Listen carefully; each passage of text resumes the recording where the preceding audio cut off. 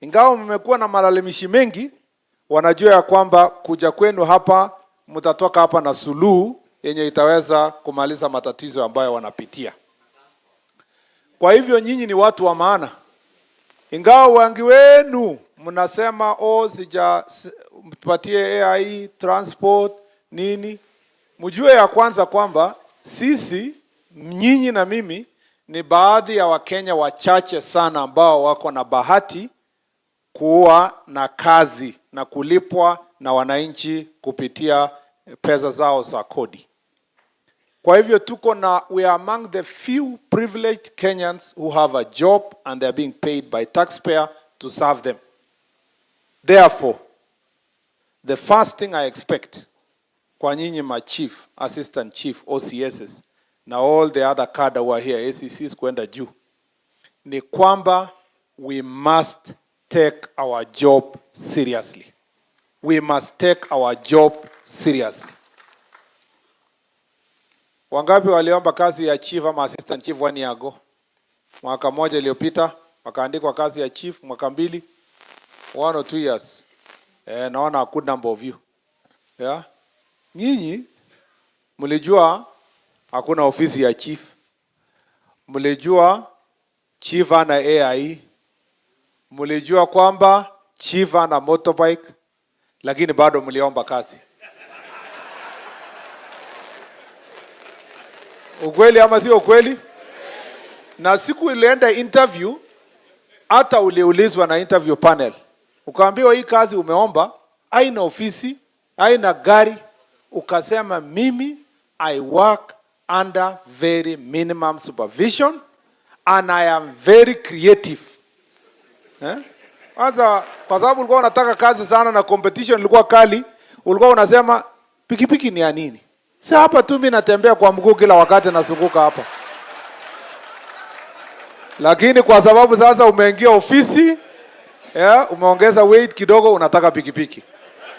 So the thing is, we must not use these all other things that are of convenience to serve to block us from doing the job we need to do. We must ensure kwanza kwamba we serve and we serve diligently. And for you to serve diligently, you must start by respecting yourself. You must respect your job. Respect yourself. Vile unakaa, vile unaongea, vile unavaa, vile unatembea, lazima ikuwe ni kazi ambayo ikuwe wewe unakuwa somebody you respect your job. Heshimu kazi yako. Jiheshimu. Kuwa kielelezo. You are the best opinion leader the people have in your locality. Foster good relationship. Hakuna vile utakuja kama OCS, ufike police station fulani, ukae hapo umejifungia, imefika miaka 3, hata ujui nini inaendelea kwa community. Uendi harusi hapo, uendi mazishi yenye iko sehemu hiyo, uendi mikutano na watu, umejifungia, kazi yako ni kupigia watu kelele na kuchukua kitu kidogo. It is important that we build good working relationship with the communities where we are. Number 2, you need to carry yourself as an example. As an example.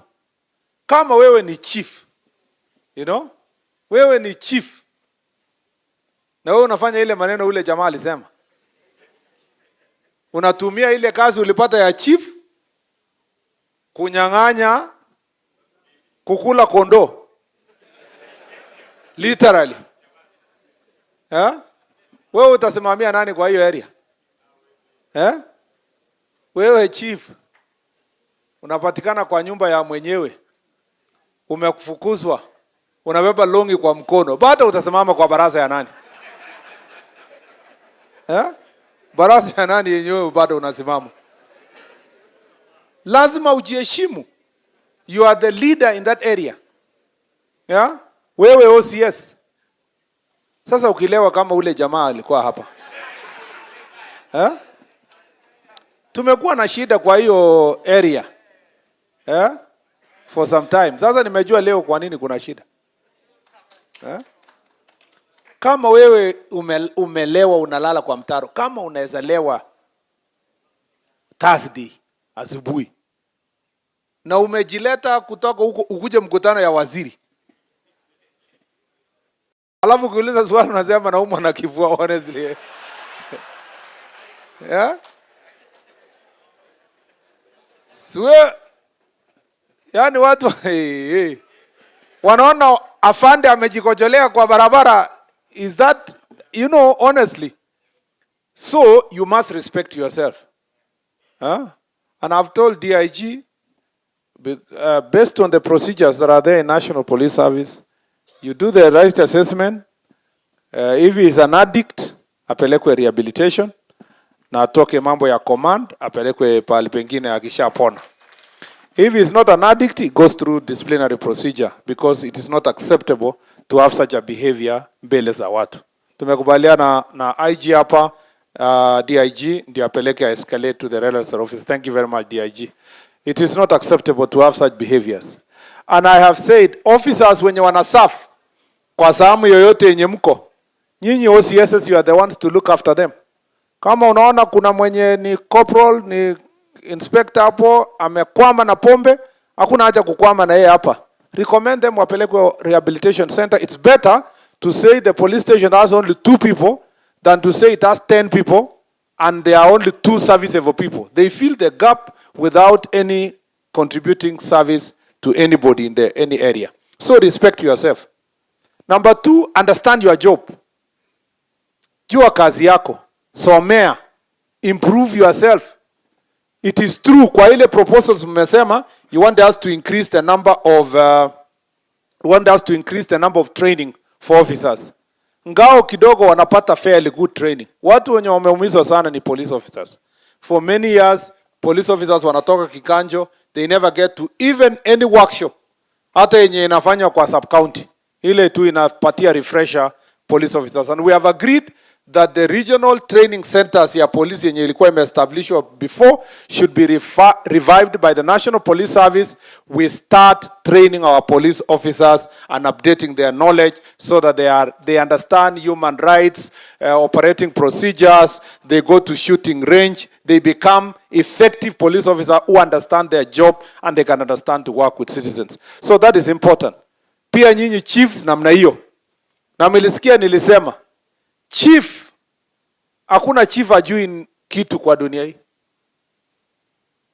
Hata saa zingine tukiambiwa it's a porous border. Mi huwa naambia watu, is there a border yenye haina chief? Kuna border yenye sio location na sio sub location. So porous border ni sisi wenye tuko Nairobi. Lakini yenye watu kwa ground, nyinyi mnajua nani anapitia pale, panya rutiko hapo. Najua nani ndio anachukua pesa, mambo gani magendo inaletwa. So, ama kuna chief ajui? No, nataka niulize chief, wewe sio chief. Kuna chief wako hapa na anasema sijui maneno inaendelea kwa location yangu. Kila chief anajua kila kitu. Chiefs mnajua kila kitu. Sauti yenu ikienda tu chini Masengeli yako hapa, hakuna penye ataenda. Mutakanyaka next week mpaka. Yeah, thank you very much. Niwaulize, kuna chief ajui nini inaendelea kwa location? Si kila mtu anajua? Yes, sir. Unajua chief hakuna kitu ajui. Kama vile mlisikia nimeshasema. Chief anajua kila kitu. Anajua nani alilala wapi, akatoka wapi saa ngapi, alikuwa na nani, kwa sababu unajua chief sio peke yake. Ako na network mpaka village elder. Na village elder kwa sababu hataki chief akosane na chief, akiona tu mtu amepita kwa na fulani na anaona inaweza kuwa ni a person of interest, ashamwambia chief, kuna jamaa alikuwa hapa, kulikuwa na nini. So chiefs wanajua mambo mengi. Na nyinyi ndio mnasaini ile papers ya kupatia watoto IDs. Ukweli ama si kweli? Ukiuliza chief mtoto wa nani, anasema hii mtoto ni ya Onyango, lakini Otieno anafikirianga ni yake. Tumekubali tumwandikie Otieno kwa sababu anaishi na yeye, lakini mtoto ni ya Onyango. Yeah? So kama chief anajua hiyo mambo yote, you have to be a knowledgeable person in your job. Usiende baraza kama chief na ukiulizwa kitu unasema sijui. Usiwahi kubali chief kusema ujui chochote.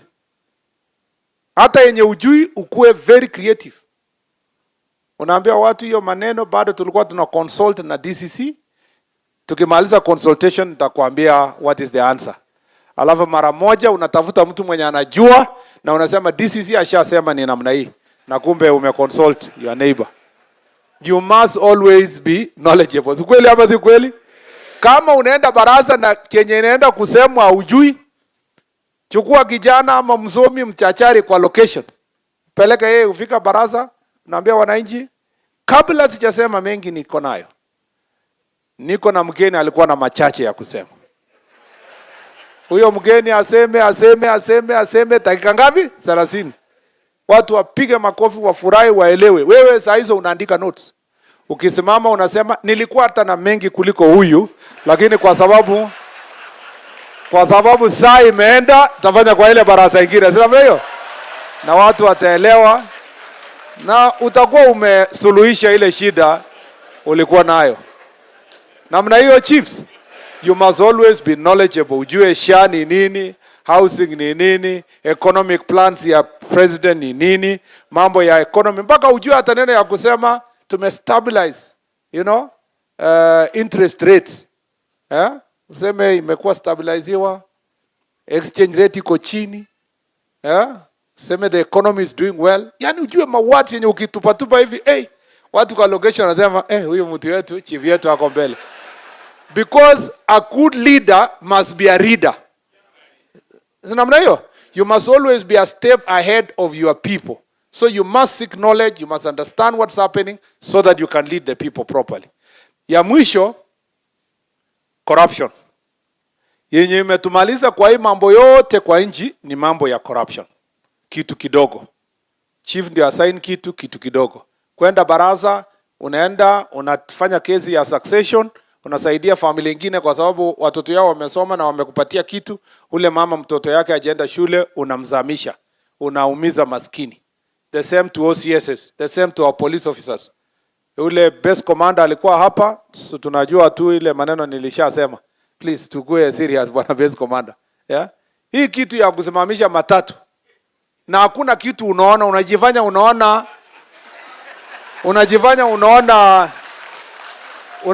unatafuta insurance, na unatafuta insurance mpaka sticker kwa nyuma na hakuna huko nyuma. Kumbe unangojea conductor akupate kwa kona yenye wananchi haoni. Please, we must end that thing. It's so embarrassing because we see it all the time in our roads. Wale wako chini yako, try something below yourself. Lakini sasa unajua hakuna mtu atakubali kuacha kama we mwenyewe usiwache we mwenyewe kwanza. Itaanza na wewe alafu iende wenye wako chini yako. Si namna hiyo? Na sio traffic peke yake. Police officers ndio wanafungulia magendo kutoka huko na ethanol na bangi. Ule mjamaa aliongea hapa ni ukweli. Hakuna bangi inauzwa kwa location yoyote ama division yoyote bila kushirikiana kwa chief na OCS. Hakuna. Na hakuna ukora inaendelea kwa mahali bila polisi kuwa ni accomplice. Hawa wamewahi tuma hawa wanakada na multi agency team, bwana Anthony Omariko wako hapa, asante bwana CEO. Wamewahi tuma police special team inatoka Nairobi. Wakifika mahali kushika pombe na ethanol na bangi, unaona mtu akishikwa anasema na OCS anajua hii maneno. Unajua kwa nini anasema ni OCS anajua hii maneno? Anashindwa alishikwaje na tulimaliza hii maneno na OCS. Because washakubaliana na OCS, mtu akikuja uniambie kwanza ndio ni fiche. So we need to make sure that we deal with corruption. And corruption is endemic. It is the thing that makes our ministry number 1 kwa mambo ya corruption, kwa ranking number 1 kwa corruption. We have to deal with it. We have to expose it. Na nyinyi wananchi lazima mtusaidie tuhakikishe kwamba tunamaliza mambo ya corruption. Kwa hii county mmeniambia shida zenye ziko hapa. Hii shida ya Angata Barakoi na border issues between hapa na Narok tumeelewa to a good extent, and there are other measures we are going to apply. I like what this gentleman from that area ametupatia, including what he has written, and that is what your leaders have been telling us more often. I will come there for a baraza now there kwa ground ili tufanyie mkutano huko. Leo was to understand the general problems in the entire county. but the place where there is a disease between Narok na hapa ni hapo. Hapo ndio inatusumbua. Every other day, the reports that we get is about that border. And we want to restore relationship between residents of this county and the ones for Narok so that you can be able to live together. We will take firm action against the people who are inciting violence, the way you have requested, and the people who are perpetuating violence. The IG ashaambiwa mambo ya kupambana na wakora ambao wako na bunduki, we have a plan. We will not reveal the plan here, but utakuwa unaona tunang'oa moja moja. Ile ninawaambia tu wajitokeze mapema. Lakini tutatumia ile inaitwa intelligence led operation. Yenye haitaumiza mwananchi mwingine, tunakukujia wewe, tunafika nyumba yako, tunakuambia bwana you know, sema Paul, ndio nisiambiwe kabla gani. Sema na wewe bwana Paul, leta ile bunduki uko nayo. Wewe Peter, leta yako uko nayo. Na ukikataa kuleta, utajua ujui. Acha niwaachie hapo, so that we don't say beyond there. And this will be lethal, it will be targeted. We will get rid of all the guns that are in the hands of civilians. Kama tumeweza hiyo huko kwa bandits huko Kerio Valley, kwa mamelima yenye ni ngumu inakuja kwa hapa mahali tambarare, we will make sure that that is done. And the National Police has the capability and the ability to do it. It's just that we have delayed for far too long. We want to get rid of all the guns that are in the hands of the wrong people. Tumekuwa requested also hapa mambo ya formed up units. We will also work on that to increase the formed up units, the GSU, the anti-stock theft, and the border patrol unit. Watu wamesema hiyo ni chache. We are going to the IG, because we are now recruiting with the officers we are going to increase, we should be able to establish more formed up units. We have also the capacity to make sure that the DCI strength is improved so that they can do proper investigation. Number 2, kuna maneno hapa, tumesema ya defilement. I'm telling you, defilement cannot continue in society without familia kusaidiana kuficha hiyo maneno. Yeah? Na nyinyi chiefs na assistant chiefs, hakuna mtu mwingine atatusaidia, sio hata polisi, because this is an ngao job. Civic education, civic awareness, barazas. We must get this problem out of our midst. Tuhakikishe kwamba tumeondoa kwa kati yetu mambo ya ulawiti na kunyanyaza na kuumiza na ubakaji wa watoto wadogo. It is very painful. We need to deal with this issue. And we need to avoid the idea or the thinking that it's a cultural issue. Mambo ya FGM. Haijalishi ulipitia ama ukupitia. You know? What is important is that the law at the moment inasema FGM is illegal. And we must help each other. Ngao, working together with religious leaders, vile imesema na community. Let's also sensitize our people. But eventually, ikiendelea kwa location yako, uja report kwa police, you are culpable. That is why ule chief alisema amemaliza yake. Amefikisha 99.9%. So you still have, wajana ile mtu alikuwa anakuja kusema chief hawezi peke yake. Kama wewe huwezi, tutafute chief mwenye anaweza. You know, because that is the reason why unavaa uniform na hii pastor hajavaa uniform. We must take this issue of FGM and gender-based violence very seriously, because it is affecting our society, and we must work together to make sure that that issue, we get rid of that issue in our midst. The other issue tumeambiwa ni mambo ya mining. We have a plan. I'm going to sit down with my brother Joho so that, and this is not just the ministry of mining, it's also county government. We need a tripartite. Enforcement, regulator, na county government. We sit together, mambo ya lands and so forth, because including environmental issues also, because the place is a bit disorganized, but government is not getting revenue, wrong people are mining, you know, resources are not being shared, and the community is not benefiting. We'll make sure that we work on those issues related to mining. Mambo ya gangs. I am told, you know, political goons and gangs, we must get rid of such characters in our society. We want a society that allows everybody to flourish in what they do. Kuna watu hata wakubali opponents wao waongee kwa sababu wametengeneza magengi ambaye wanatumia kisiasa. We will be working strategically to see how to dismantle especially gangs that are, or goons that are leading to insecurity in our county. All these issues can only be achieved if we work together as a team. Tutafanya kazi pote pamoja. The public and ourselves, we must be able to work together as a team. To achieve that, there are certain things you have requested and I want to respond to them. Number one, mambo ya mobility. Magari, there is a procurement process ya kununua magari na also mambo ya kuhakikisha kwamba tuko na motorcycles where we need be, and also kuhakikisha there is mobility for both ngao, police and our prisons. So that is ongoing. I hope we finish before the end of the year and we will distribute fairly so that some of the vehicles can assist in working together. Please pool resources together. ACC moja aliongea hapa akasema OCS ako na gari lakini yeye hana na ni supervisor. Ati sasa OCS ana arrive na gari na ACC ana arrive na bodaboda. Si namna hiyo? Lakini mna arrive wapi? Sini OCS anakuja kwa ACC. Yeah? But on a very serious note, we must ensure that nyinyi wote you pull resources where it is. These are resources for government. Ukiwa police, ukiwa nini, you're all in security sector. We must work together as a team. And tumeambiwa throughout the country that the most affected cadre of public servants ni ACCs. Ni ACCs. Kama vile tumeambiwa. Mmesikia hiyo maneno? Mliona ule mama ACC? Ule alisema nimevaa sasa skirt na panda bodaboda na pia mtu ya bodaboda wakati anampeleka anamkimbiza, alafu anamwambia mama shika vizuri, asipomshika mtu ya bodaboda vizuri, huyu mtu ya bodaboda anafunga break ndio yeye angukie mbele. So aileti heshima kwa mama ACC. Ukweli ama sio kweli? Na most of the ACCs wametuambia kwa mahali tumeenda. Moja huko Makueni alisema aliletwa na motorbike na ni mama.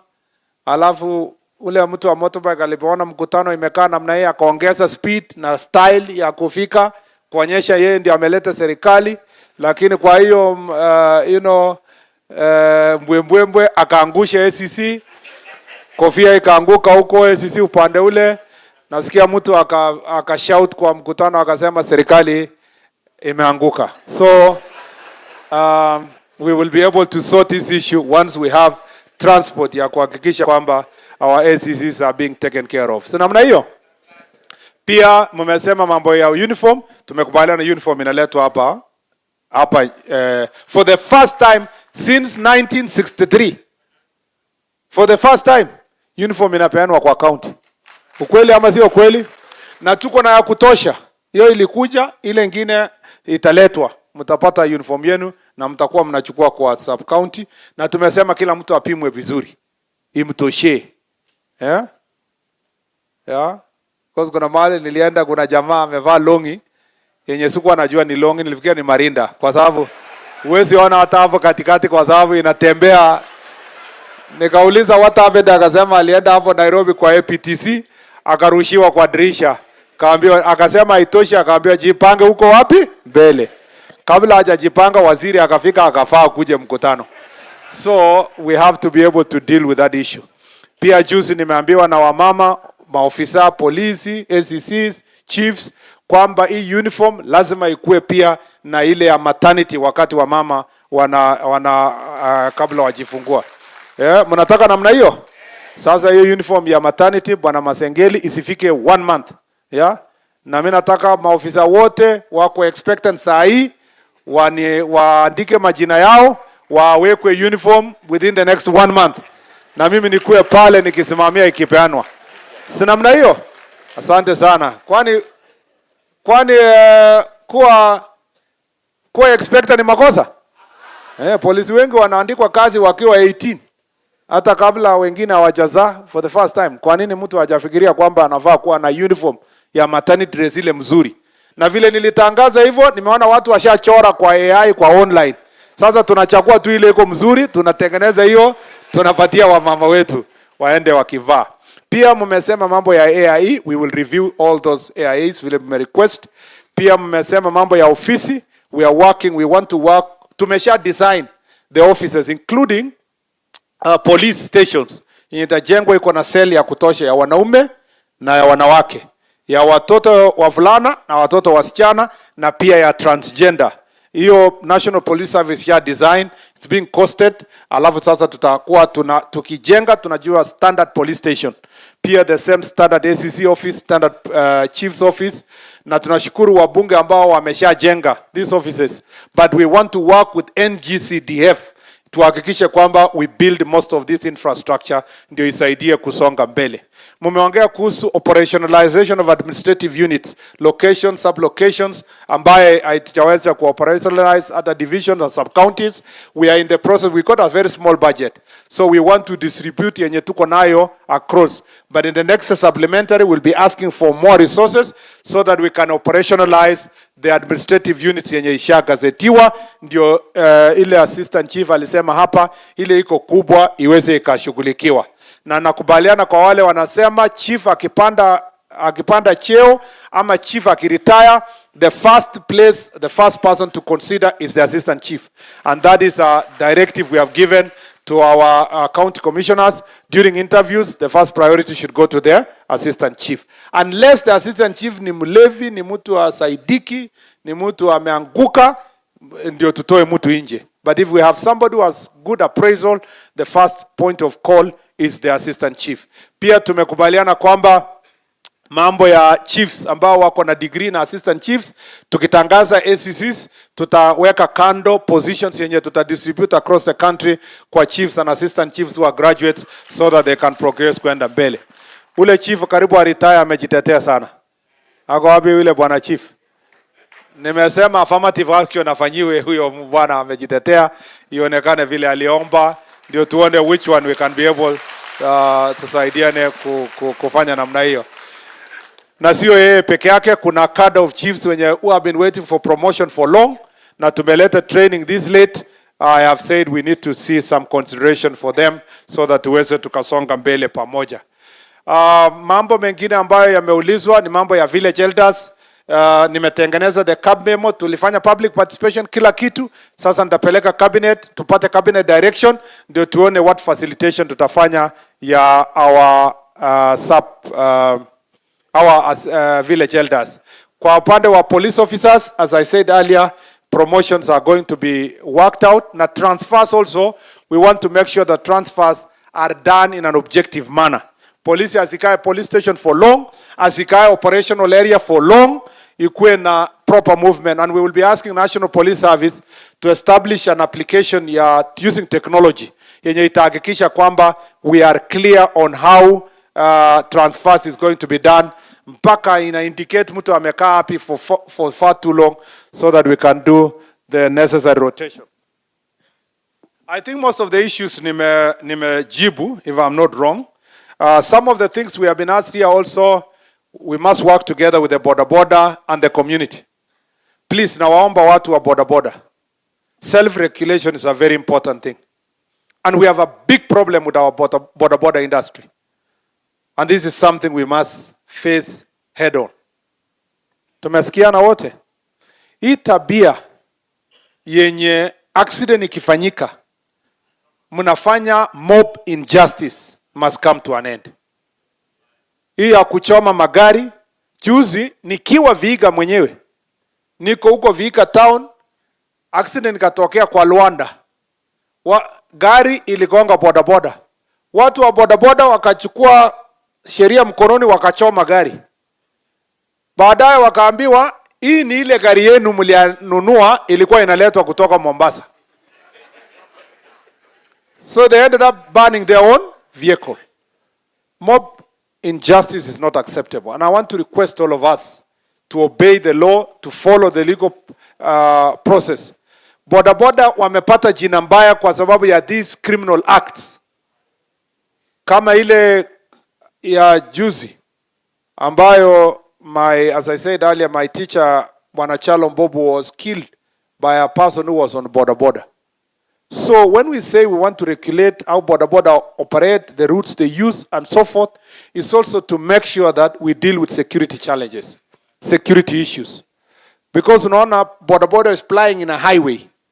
What exactly are they doing carrying a billion passenger in a highway? Yet it was a transport of last mile, ya kuingiza watu to the last mile. Border community should be able to regulate themselves. Wajue watu yao, wajue huyu ni mgeni, wajue huyu is up to no good, and they must work with the police to share intelligence so that we can get rid of bad people who are going to misuse border sector to commit criminal activities. Because border is a multi-billion economic sector for the country. So we need to protect it from criminals who want to give it a bad name. And we have to work together. Mzee wa kanisa hapa alisema, we must recognize churches. I agree. And religious organization, churches, mosques, and other religious organizations are extremely important in shaping the society to become a good society.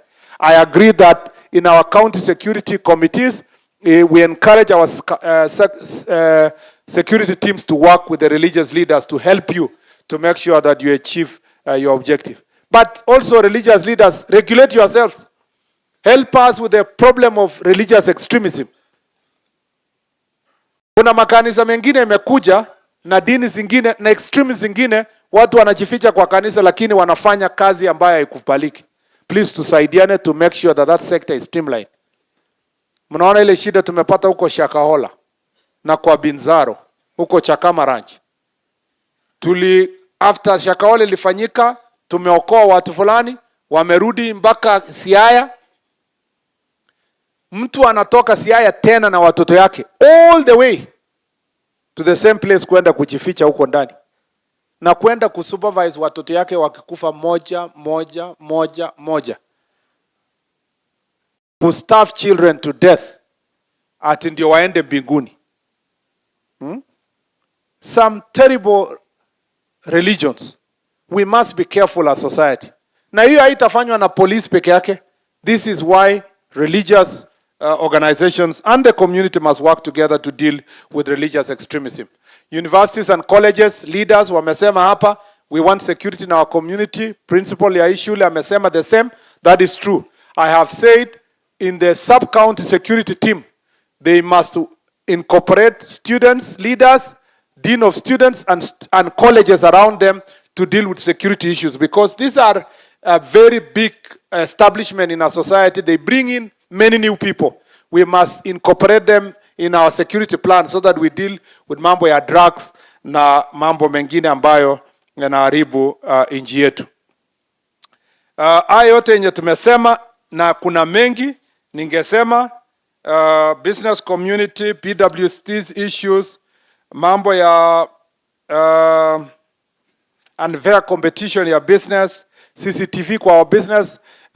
My friend Governor George, I think we need to agree in Council of Governors. Perhaps we all agree on a law that will require owners of buildings to put CCTV in their buildings. It will help us a great deal kupambana na mambo ya security. Where there has been CCTV, imesaidia DCI in most areas to deal with criminal acts in areas, especially urban areas. We can designate all buildings within municipalities must have CCTV. That will help in securing those businesses, but also in investigating crime around those businesses. It will help us a great deal to deal with those issues. Kwa hayo na mengi yamesemwa, yenye ningependa kusema, hii yote ni mazuri sana. Lakini kwa sababu ya saa, simunikubalie niwachie hapo. Si namna hiyo. Leo nimefunga ofisi Nairobi na haikuenda kwa hasara. Mambo yenye nimesikia hapa itasaidia kunyorosha mambo ya Yes, mambo ya fishing issues. Thank you very much. Mumesema mambo ya fishing issues, mambo ya BMUs and all these. All of them nilikuwa nimeaddress even with the press earlier. We are strengthening the Coast Guard unit, and we already have an agreement between us and Uganda on how together we manage the resources in the lake. And I want to say that in terms of border patrol unit, we are going to increase the numbers. We are also going to resource with more boats. We'll ongeza boats kwa Coast Guard unit. Napatia boat and to hire more people so that they can assist in making sure that the security in the area. And I want to thank the BMUs for the work they are doing and the fishing industry for what you are doing. You also need Ministry of Maritime Affairs to deal with the very issue yenye inahusiana na mambo ya sustainable fishing, so that we do not have conflict with our neighbors. And there are many other issues. Thank you for reminding me that, and many others that have already been recorded. I want to assure you one thing. The entire report, those memorandum umeandika na maneno mmesema, the secretariat is here to andika the report. There will be a one big Jukwaa la Usalama report that captures all the issues and the policies that we will have agreed on. And it will be launched by His Excellency the President in a month or two. And that report will guide us to make sure that we implement everything. This is not a talk show. We must be able to work on the issues that we have put here. And I want to thank you for your time. It is now my singular pleasure to invite, do we have majority leader? Or do we have an MCA? Maybe the best thing to do here is to invite Mheshimiwa Kitayama.